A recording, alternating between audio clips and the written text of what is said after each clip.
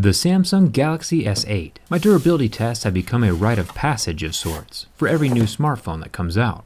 And this brand new flagship from Samsung is no different. I'll put it through a few years worth of abuse in just a few minutes. I'll make sure the phone can survive the test of time and see if the S8 is a worthwhile investment for those concerned with durability.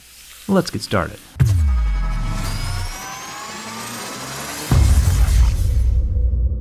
This orchid gray color is the one lucky enough to end up on my desk. A new color variation for this round of smartphones. It's nice to see something different than the standard black, gold, and silver that pretty much every manufacturer has. The phone is cold and solid feeling in my hand, so we're off to a good start. The scratch test is always first. My Mo's picks do a pretty good job of seeing how scratch resistant the screen is. Plastic screens like the Galaxy S7 Active would scratch at a level 3.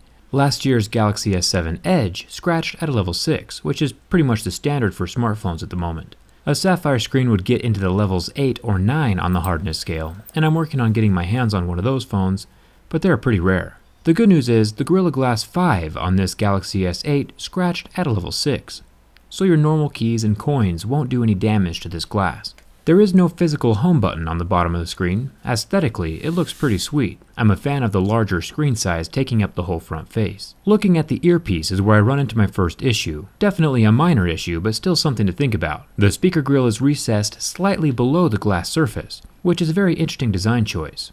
If it was protruding like on the Galaxy S7, it would help protect the screen a little by not allowing the glass to rest directly on a surface if set face down. Or maybe if it was flush like the LG G6, at least it would look cool and uniform with the rest of the screen. But recessed under the glass is just asking for it to collect all kinds of lint and dust and other goodies from your pocket, or even makeup off your face. Recessed isn't the most ideal design choice. The good news is that the grill is made of metal, so when it does need to be cleaned out, it's pretty secure and won't be falling out on its own, like we've seen with some of the other phones I've tested. One more thing is the speaker size. The S7 Edge that I've been using for the past year is already pretty quiet, and the grill on the S8 is less than half of the size. So if they shrank the internal speaker inside of the S8, it would be a terrible move. I'll have to check that speaker size when I open up and tear down the phone tomorrow. The sensors, like the iris scanner and the 8-megapixel front-facing camera, are all covered by the same glass as on the screen, so my razor blade is not leaving any marks, since the screen is harder than my razor blade. Now for the back of the phone. The back panel is made of glass and the Samsung logo is printed on the underside of the glass, so there's no chance of removing it from this side. If we jump up to the flash and the focus sensors, they are also covered by this same glass rear panel. This is the first time I've ever seen a glass-covered flash on a phone. Normally it's plastic. I think that see-through window to the sensor is pretty awesome. If there was a totally clear version of the S8, I would buy it up in 2 seconds. My favorite Game Boy was the clear one back in the day, and older me hasn't changed a bit. Would you buy a clear phone? Let me know in the comments. The camera lens is also covered with glass, and luckily my razor blade leaves no marks on it. Definitely scratch resistant. The Galaxy S8 has a subtle ring around the camera that protrudes ever so slightly. It's almost flush, but the ring is definitely there. It's made of metal, and hopefully if you're the type of person who walks around without a skin or a case, it'll be enough to help protect that camera lens if you ever set your phone down. Now the fingerprint scanner, off to the right of the camera, is definitely in a unique spot. It'll take some getting used to. After heavily scratching the fingerprint scanner, I was able to set my fingerprint with no major issues. It still unlocked the phone almost every time. Without looking though, it was pretty hard to differentiate between the camera lens and the fingerprint scanner with my fingertip, since they are pretty close together. Hopefully muscle memory will improve with time, and I'll get better at it. Now it's time for the hypothetical apocalypse test.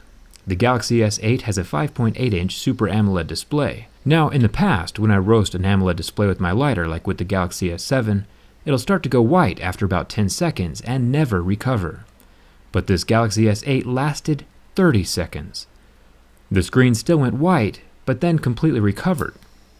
I'm happy about the success, but I'm also all about second chances.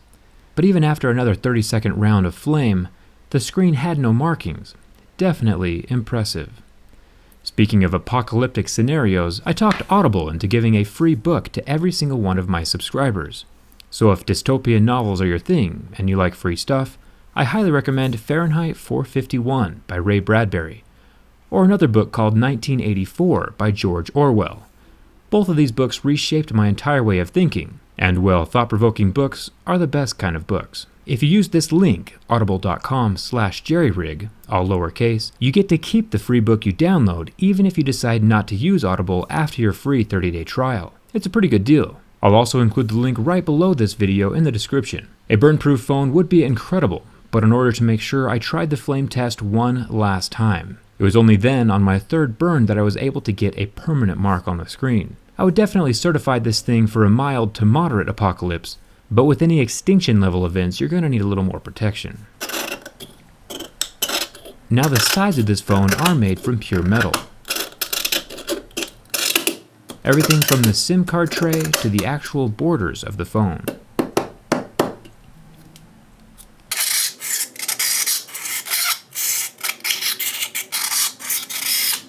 The phone might look a little beat up at this point, but it's still less violent than Flying United.